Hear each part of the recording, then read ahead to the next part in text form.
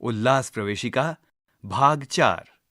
उल्लास एक प्रवेशिका पुस्तक है जिसका निर्माण राष्ट्रीय साक्षरता केंद्र प्रकोष्ठ CNCL NCERT द्वारा किया गया है और इसका ध्वनि रूपांतरण केंद्रीय शैक्षिक प्रौद्योगिकी संस्थान CIET द्वारा किया गया है। ये प्रवेशिका पुस्तक 15 वर्ष या उससे अधिक आयु के असाक्षर लोगों को साक्षर करने के लिए बनाई गई है। इसमें बुनियादी साक्षरता, भाषा, संख्या ज्ञान और महत्वपूर्ण जीवन कौशल क्रिटिकल लाइफ स्किल्स विषयों को सम्मिलित किया गया है। पृष्ठ 268। अध्याय 12 वित्तीय साक्षरता।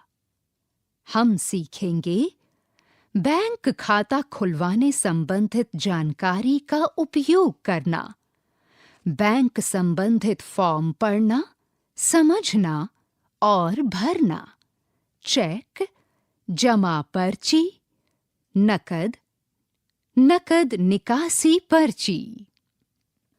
शीर्षक मेरा खाता मेरी शान। शरबती ने गुल्लक तोड़ी। ढेरों नोट और सिक्के छन छना कर गिर पड़े। शरबती ने गिना। कुल 2573 रुपए थे।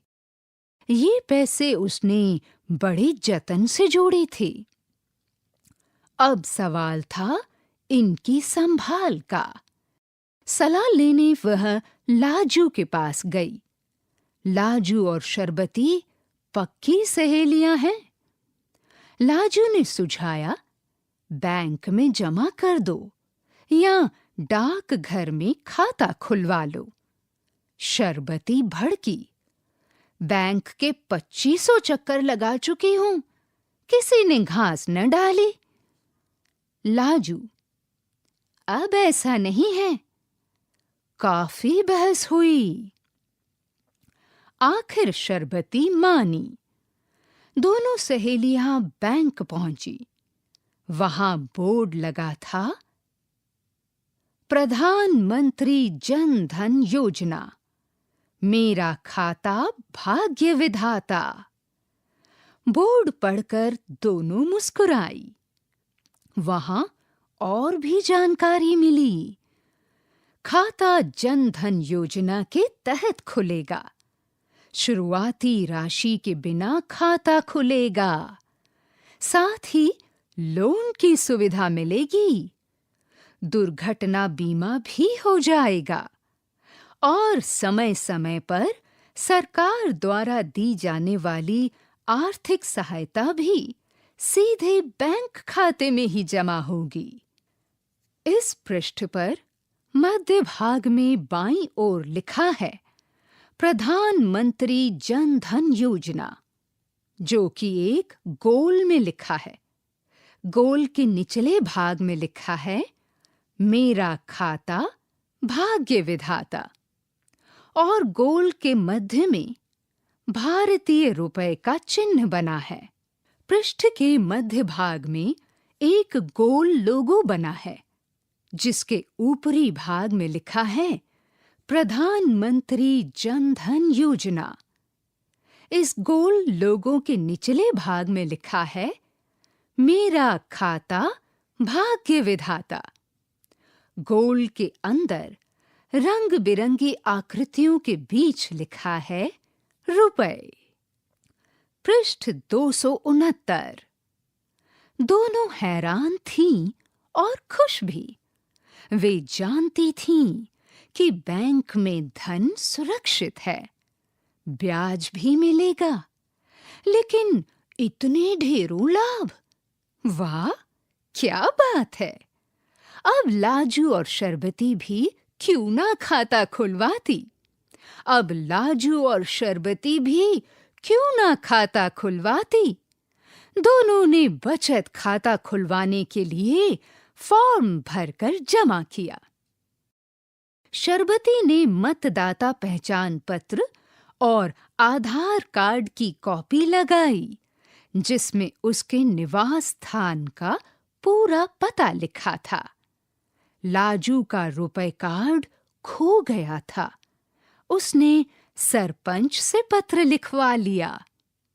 कुछ दिन बाद डाकिया डेबिट रुपए कार्ड यानी एटीएम दे गया।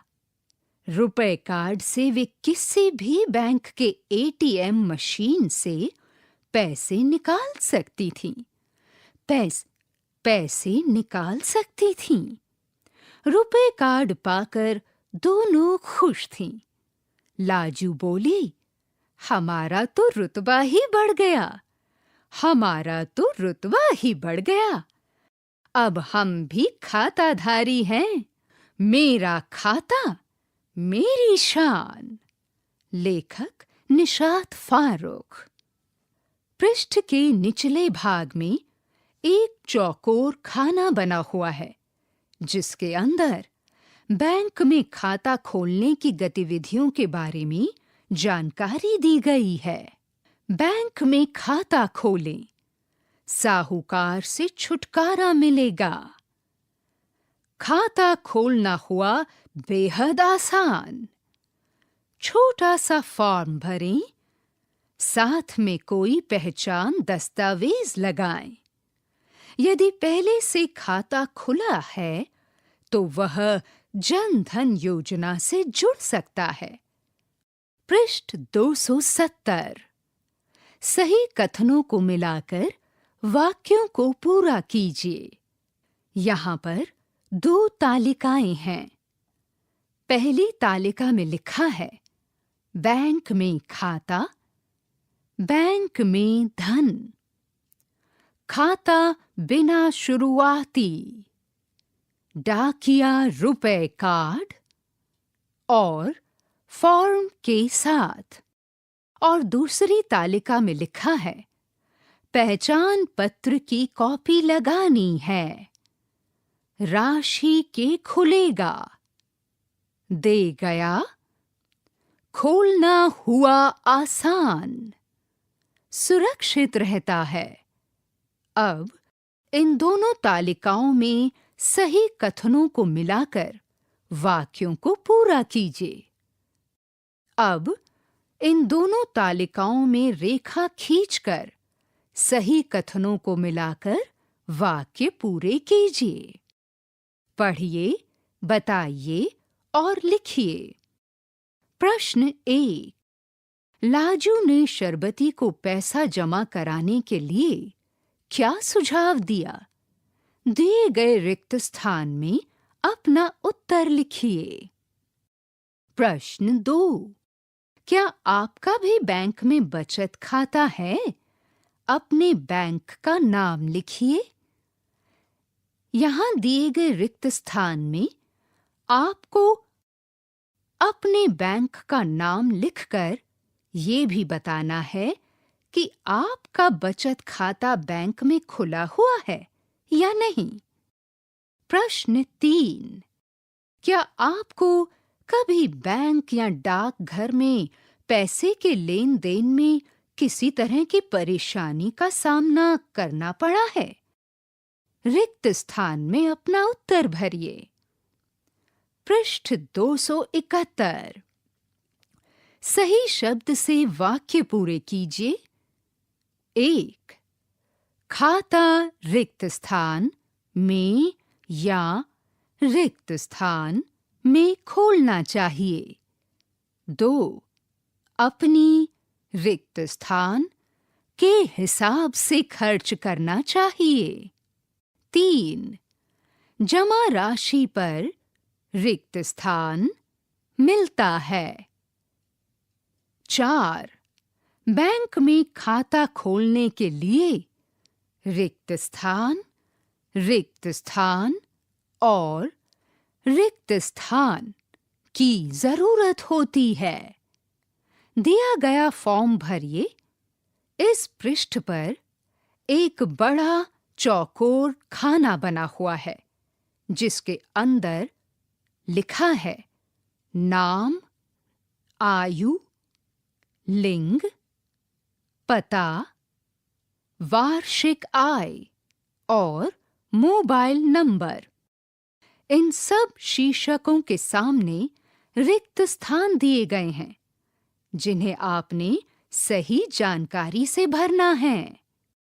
पृष्ठ 272। पढ़िए और बातचीत कीजिए। यहाँ पर नकद राशि जमा करने का फॉर्म बना हुआ है और लिखा है पैसे जमा करने की पर्ची। उसके बाद नकद राशि निकालने का फॉर्म दिया गया है और लिखा है पैसे निकालने की पर्ची।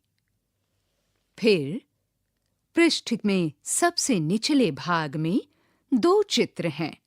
पहला है एटीएम कार्ड का और दूसरा चित्र है पासबुक का। पृष्ठ 273। इस पृष्ठ पर सबसे ऊपर चेक का चित्र है और लिखा है चेक। फिर इसके नीचे 20 रुपए के नोट का चित्र है और लिखा है 20 रुपए का नोट।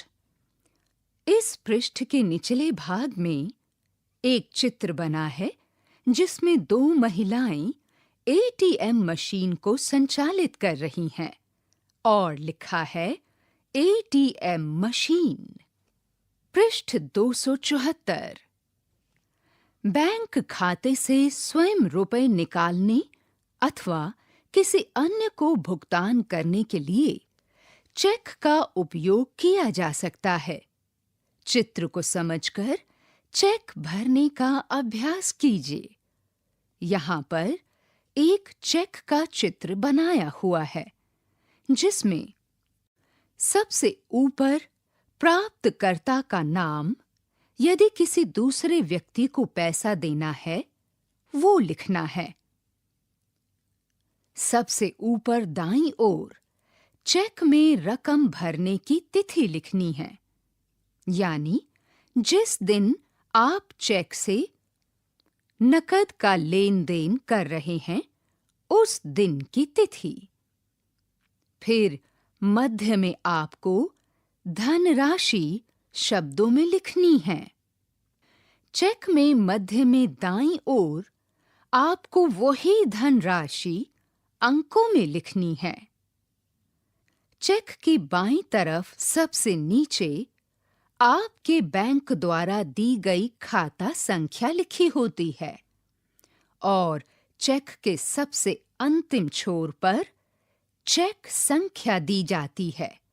जैसे इस उदाहरण में चेक संख्या है 950020। चेक में दाईं ओर सबसे नीचे की तरफ खाता धारक के हस्ताक्षर होते हैं। बैंक खाते में पैसे जमा करने के लिए एक जमा पर्ची भरनी पड़ती है। चित्र के अनुसार जमा पर्ची को समझिए। यहाँ पर एक जमा पर्ची का चित्र है। बाईं ओर सबसे ऊपर खाता धारक का नाम लिखते हैं। इसी पर्ची के बाईं ओर मध्य में जमा होने वाली धनराशि अंकों में लिखी जाती है और ठीक इसके नीचे वही धनराशि शब्दों में लिखते हैं।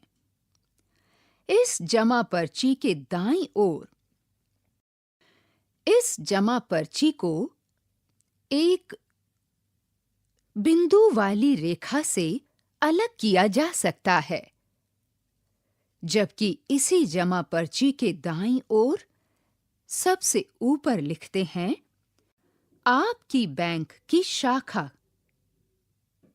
आपके बैंक की शाखा का पता। जैसे उदाहरण के लिए यहाँ पर सबसे ऊपर लिखा है स्टेट बैंक ऑफ इंडिया, भारतीय स्टेट बैंक, और उसके नीचे बिंदु वाली एक रिक्त रेखा खींची है, जहां पर आपको आपकी शाखा का पता लिखना है। इसी पर्ची के दाईं ओर लिखते हैं खाता संख्या, दिनांक और खाता धारक का नाम। पर्ची के मध्य में जमा होने वाली धनराशि अंकों में लिखी जाती है। पर्ची के बाईं ओर सबसे नीचे खाता धारक का मोबाइल नंबर या टेलीफोन नंबर लिखते हैं और दाईं ओर सबसे नीचे जमाकर्ता के हस्ताक्षर होते हैं। पृष्ठ 275। जैसे बैंक खाते में पैसा जमा करने के लिए पर्ची भरनी पड़ती है, वैसे ही बैंक खाते से पैसे निकालने के लिए भी एक पर्ची भरनी पड़ती है। चित्र के अनुसार पर्ची को समझिए। पैसा निकालने की पर्ची। यहाँ पर पैसा निकालने की पर्ची का चित्र दिया हुआ है, जिसमें सबसे ऊपर बाईं ओर लिखा है भारतीय स्टेट बैंक ऑफ इंडिया। दाईं ओर सबसे ऊपर लिखना है खाता धारक का नाम, यानी जिसके नाम पर खाता बैंक के साथ खुला है उसका नाम।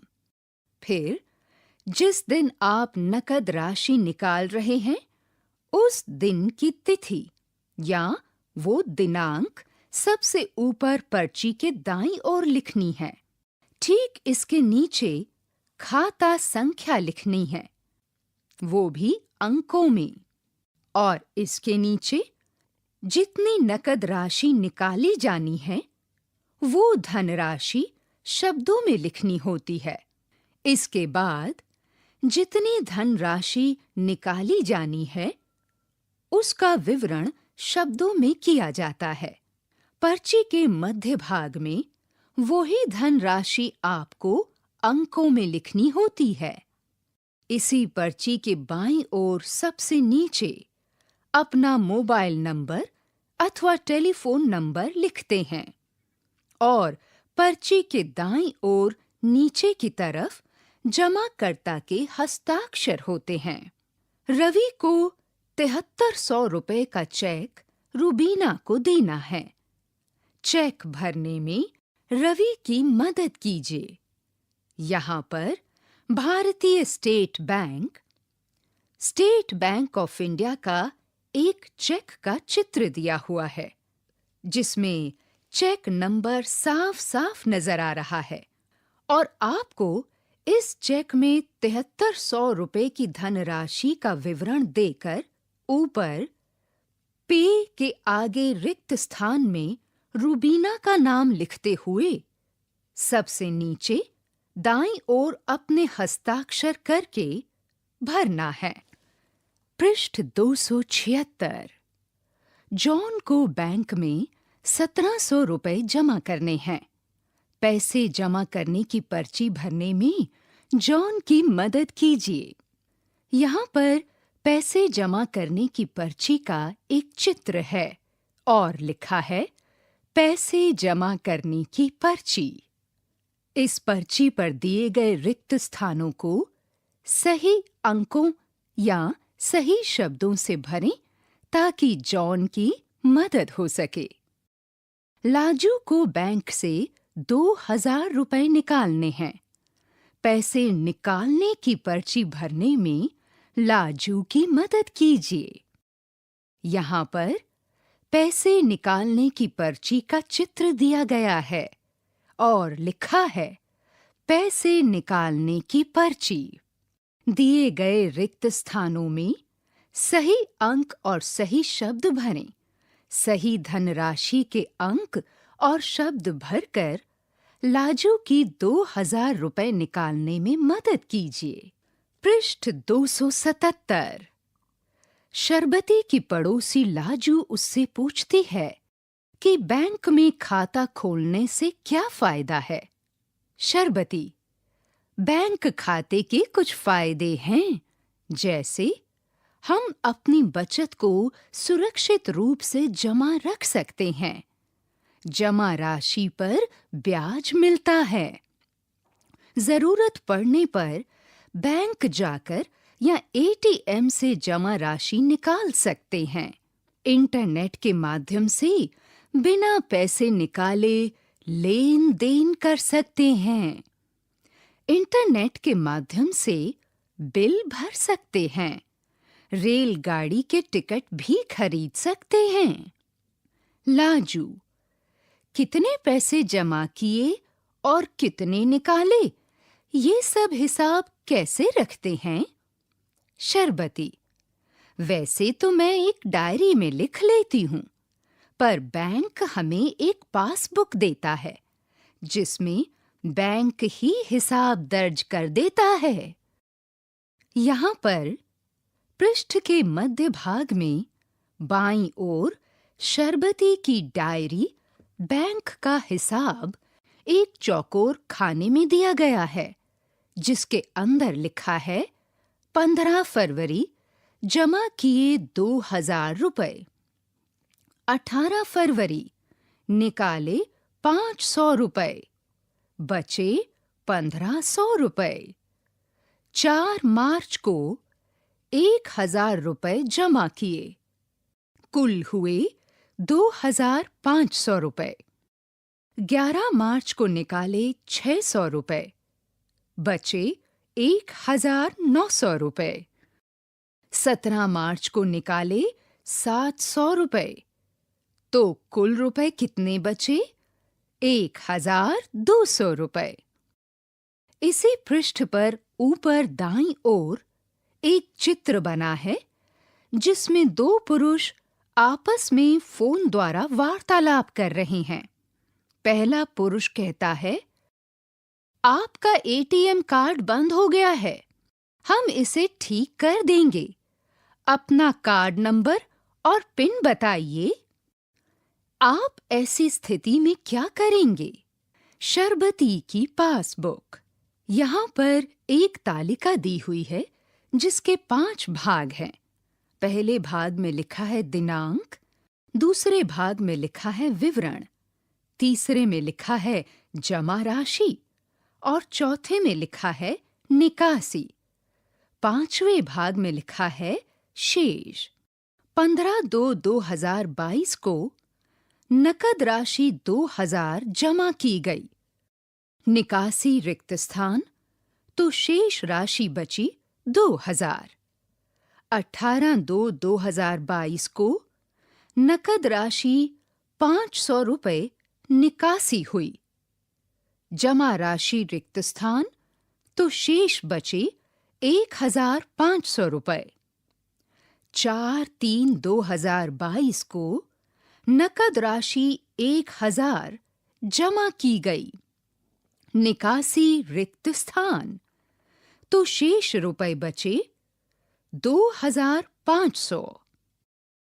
11/3/2022 को नकद राशि 600 रुपए निकासी हुई। जमा राशि रिक्त स्थान, तो शेष रुपए बचे 1900। 17/3/2022 को नकद राशि 700 रुपए की निकासी हुई। जमा राशि रिक्त थी, इसलिए शेष 1200 रुपए ही शेष बचे। यदि शरबती ने 4 अप्रैल को 2500 रुपए जमा किए, तो बैंक इसे पासबुक में कहां दर्ज करेगा? शरबती के खाते में कुल कितने रुपए हो जाएंगे? शिक्षक निर्देश। चर्चा करें कि बैंक खाता आसानी से खोला जा सकता है। इसके लिए 2 फोटो और वोटर कार्ड, आधार कार्ड या अन्य कोई फोटो पहचान पत्र जरूरी है। जन धन योजना में बिना रुपयों के भी खाता खोला जा सकता है।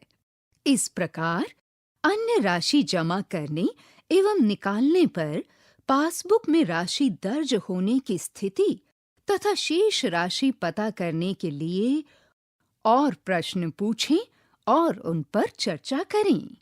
पृष्ठ 278।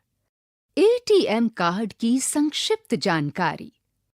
एटीएम बैंक से पैसा निकालने, जमा करने का एक इलेक्ट्रॉनिक कार्ड होता है, जिसकी सहायता से कहीं भी कभी भी नकद पैसे निकाल सकते हैं और बैंक खाते का लेखा जोखा भी जान सकते हैं। पैसे लेन देन के मामले से जुड़ी किसी समस्या के समाधान के लिए केवल बैंक से ही संपर्क करना चाहिए। एटीएम कार्ड से पैसे निकालने के लिए एटीएम मशीन का इस्तेमाल किया जाता है। यहाँ पर 2 चित्र दिए गए हैं, जो कि एटीएम कार्ड के आगे का चित्र और एटीएम कार्ड के पीछे के चित्र हैं। पहले चित्र में सबसे ऊपर दाईं ओर लिखा है एसबीआई ग्लोबल और इसी चित्र में नीचे की तरफ दाईं ओर लिखा है वीजा। याद रखें, चेक की वैधता अंकित तिथि से 3 महीने तक मान्य होती है। क्रॉस चेक केवल खाता धारक के खाते में देय होता है। कभी किसी से साझा न करें। 1 ओटीपी, 2 पिन, 3 सीवीवी, 4 खाता संबंधी जानकारी और 5 व्यक्तिगत जानकारी। केवाईसी क्या होता है? केवाईसी नो योर कस्टमर वह प्रक्रिया है जिसके माध्यम से बैंक किसी व्यक्ति की पहचान और पते की पुष्टि करता है। अब आधार कार्ड से भी केवाईसी कर सकते हैं। केवाईसी के लिए जरूरी दस्तावेज: 1 पैन कार्ड, 2 बिजली का बिल, 3 आधार कार्ड, 4 आवासीय पता। पृष्ठ 279। पढ़िए और लिखिए। यहाँ पर वित्तीय साक्षरता और बैंक से जुड़ी कुछ जरूरी बातें बताई गई हैं। इन्हें पढ़िए। वित्तीय साक्षरता मतलब क्या? रुपए पैसे की बचत एवं खर्च के बीच तालमेल की समझ, बचत के प्रति जागरूक होना। आप क्या कर सकते हैं? आमदनी, खर्च और बचत का लेखा जोखा रखिए। गैर जरूरी खर्चों से बचिए। बचत की आदत डालिए। बैंक या डाक घर में खाता खोलिए। अपनी बचत को सही जगह जमा कीजिए। वित्तीय साक्षर बनने से क्या लाभ होगा? आगे आने वाले खर्चे को पूरा करने के लिए पहले से तैयार रहेंगे। खर्चों को काबू में लाएंगे। समझदारी से खर्च कर पाएंगे। अपनी जरूरतों को पहचान सकेंगे। बैंक में खाता खोलने के लाभ: आप अपनी बचत को सुरक्षित रूप से बैंक खाते में जमा कर सकते हैं। जमा राशि पर ब्याज मिलता है। जरूरत पड़ने पर जमा राशि निकाल सकते हैं। बैंक में खाता खोलने के लिए इनमें से क्या-क्या चाहिए? सही का चिन्ह लगाइए। सही का निशान लगाइए।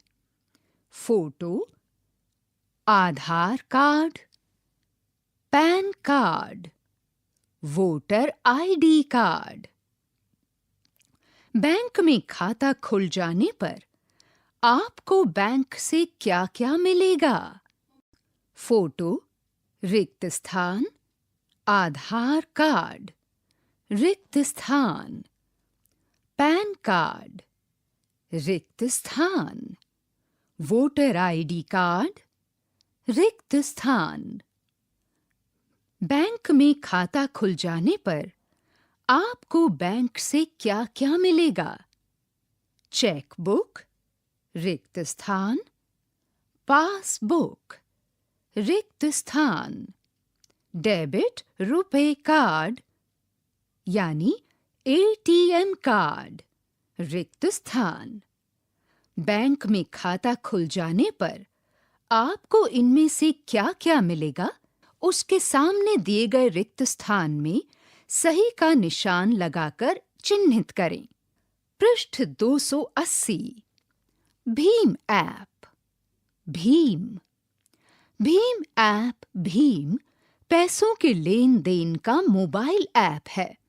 इसे ई पेमेंट भी कहते हैं। इसमें आप अपने मोबाइल के जरिए पैसे का लेन देन कर सकते हैं। दूर बैठे किसी व्यक्ति को पैसे भेज सकते हैं।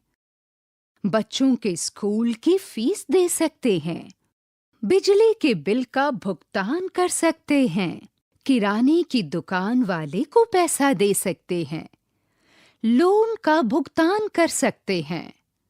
यहाँ पर 2 चित्र हैं, जिनमें स्मार्टफोन की मदद से आपको भीम ऐप दर्शाया गया है, जिसके जरिए आप भुगतान की प्रक्रिया को अच्छे से समझ सकते हैं।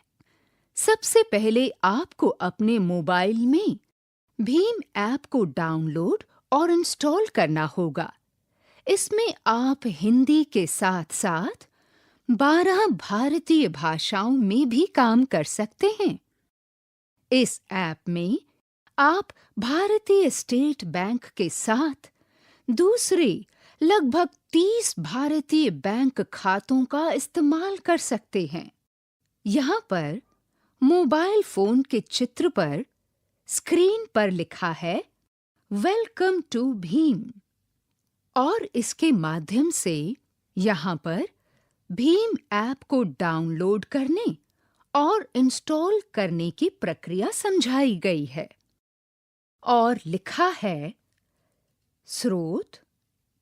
https://www.npci.org.in/product-overview/भीम-product-overview। पृष्ठ 281। पढ़िए और लिखिए। वित्तीय साक्षरता मतलब पैसों का सही तरीके से आमदनी और खर्च में तालमेल बिठाना तथा बचत के प्रति जागरूक होना है। बैंक में खाता खोलने के लिए यहाँ पर दिए गए दस्तावेज जरूरी होते हैं। Photo, Aadhaar card, voter card, PAN card, बिजली का बिल और आवासीय पता। डेबिट कार्ड से बहुत से काम कर सकते हैं। यहाँ पर कुछ कामों की सूची दी जा रही है। आप कुछ कामों के नाम लिखिए, जैसे खरीदारी, किराना, ऑनलाइन खरीदारी, ticket booking, hotel booking, online payment, school fees भर सकते हैं, पैसे ट्रांसफर कर सकते हैं। इसके बाद 4 रिक्त स्थान दिए गए हैं, जहां पर आपको ऐसे ही और कामों की सूची लिखनी है, जो आप डेबिट कार्ड के माध्यम से कर सकते हैं। पृष्ठ 282। इसके अतिरिक्त डेबिट कार्ड से आप क्या-क्या कर सकते हैं? बताइए और लिखिए। यहाँ पर कुछ रिक्त स्थान दिए गए हैं, जिन्हें आप डेबिट कार्ड से क्या-क्या कर सकते हैं, वो लिखकर भरिए। शिक्षक निर्देश, वित्तीय साक्षरता विषय पर बातचीत कीजिए। सहभागियों से पूछकर इस विषय से जुड़े 3-4 शब्द लिखिए। ये शब्द उनकी अपनी भाषा के भी हो सकते हैं, जैसे रुपया के लिए रुपया आदि। पृष्ठ 283, मिलकर पढ़िए। दान का हिसाब। दान का हिसाब। एक राजा था। वह बहुत स्वार्थी था। अपने सुख के लिए हजारों खर्च करता, पर अपनी प्रजा के लिए उसकी मुट्ठी बंद हो जाती थी। एक बार अकाल पड़ा। लोग राजा के पास मदद के लिए गए। महाराज, अनाज खरीदने के लिए थोड़ा धन दे दीजिए। लेकिन राजा ने धन देने से मना कर दिया। उसने कहा, आज लोग अकाल से परेशान हैं, कल भूकंप आ सकता है। इस तरह सभी की मदद करते करते राज भंडार खाली हो जाएगा। तब मेरे पास कुछ भी धन नहीं बचेगा। लोग निराश होकर लौट गए। समय बीतता गया। अकाल का प्रकोप बढ़ता गया। हजारों लोग भूख से मरने लगे। लोगों ने बार-बार राजा से मदद के लिए कहा, परंतु राजा टस से मस न हुआ। इस पृष्ठ पर 2 चित्र हैं। सबसे ऊपर दाईं ओर कुछ सूखे पेड़ बने हैं और नीचे की तरफ बाईं ओर एक राजा किसी दीन व्यक्ति को बाहर जाने का संकेत कर रहे हैं। पृष्ठ 284।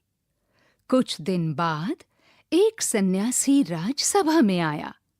उसने कहा, महाराज, बड़ी दूर से आया हूं। आपका बहुत नाम सुना है। आप मेरी भी इच्छा पूरी कर दें। प्रशंसा सुनकर राजा खुश हुआ। बोला, बताइए, आपको क्या चाहिए? सन्यासी ने कहा, मैं 20 दिन तक मामूली सी भिक्षा लेना चाहता हूं। लेकिन मेरी भिक्षा का एक नियम है। पहले दिन जो लेता हूं, दूसरे दिन उसका दुगना, तीसरे दिन उसका दुगना, चौथे दिन तीसरे दिन का दुगना। इसी तरह रोज दुगना लेता जाता हूं। राजा बोला, आप पहले दिन कितना लेंगे? सन्यासी ने कहा, केवल 1 रुपया। राजा खुश हो गया।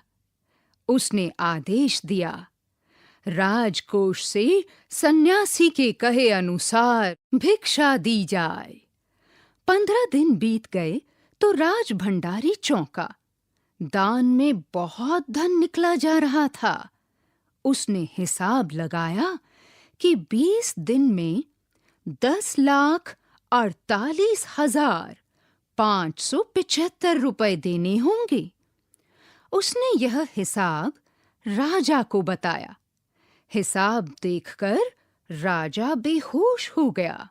इस पृष्ठ पर 2 चित्र हैं। पहला चित्र सबसे ऊपर बाईं ओर है, जिसमें एक राजा और एक सन्यासी है। इसी पृष्ठ पर नीचे दाईं ओर राजा बेहोश पड़ा है। पृष्ठ 285। इस पृष्ठ की बाईं ओर एक तालिका दी गई है, जिसमें लिखा है, दान का हिसाब। पहला दिन 1 रुपया, दूसरा दिन 2 रुपए, तीसरा दिन 4 रुपए, चौथा दिन 8 रुपए, पांचवा दिन 16 रुपए, छठा दिन 32 रुपए, सातवां दिन 64 रुपए। 8वां दिन 128 रुपए। 9वां दिन 256 रुपए। 10वां दिन 512 रुपए। 11वां दिन 1024 रुपए। 12वां दिन 2048 रुपए। 13वां दिन 4096 रुपए। 14वां दिन 8192 रुपए। 15वां दिन 16384 रुपए। 16वां दिन 32768 रुपए। 17वां दिन 65,536 रुपए। 18वां दिन 1,31,072 रुपए। 19वां दिन 2,62,144 रुपए। 20वां दिन 5,24,288 रुपए। कुल हुए 10,48,575 रुपए। सन्यासी को बुलाया गया। राजा ने सन्यासी से भिक्षा की रकम कम करने की विनती की। सन्यासी ने कहा, लोग अकाल से मर रहे हैं, मुझे उनके लिए केवल 50,000 रुपए चाहिए, यही मेरी भिक्षा होगी। राजा बहुत गिड़गिड़ाया। उसने कहा, रकम कम कर दीजिए। लेकिन सन्यासी वचन पर डटा रहा। लाचार होकर राजा को उसे 50,000 रुपए देने पड़े। पूरे देश में खबर फैल गई कि राजकोष से 50,000 रुपए राहत के लिए दिए गए हैं। सभी ने कहा, हमारे महाराज कर्ण जैसे ही दानी हैं। सुकुमार राय। स्रोत रिमझिम कक्षा 4 NCERT। पृष्ठ 286। सोचिए और बताइए। यहाँ दिए गए वाक्यों का इस्तेमाल आप कब करते हैं? छांट कर लिखिए। यहाँ पर 8 खाने दिए गए हैं। पहले खाने में लिखा है पैरों तले जमीन खिसकना। दूसरे खाने में लिखा है दिल बाग बाग होना। तीसरे खाने में लिखा है दिल धक से रह जाना। चौथे खाने में लिखा है लाल पीला होना। पांचवें खाने में लिखा है घी के दिए जलाना। छठे खाने में लिखा है खून खौलना।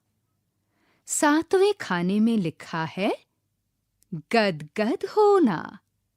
और आठवें खाने में लिखा है आपे से बाहर होना। इसके नीचे 3 सूचियां बनी हैं। पहली सूची का शीर्षक है जब बहुत खुशी होती है। दूसरी सूची का शीर्षक है जब बहुत परेशानी होती है।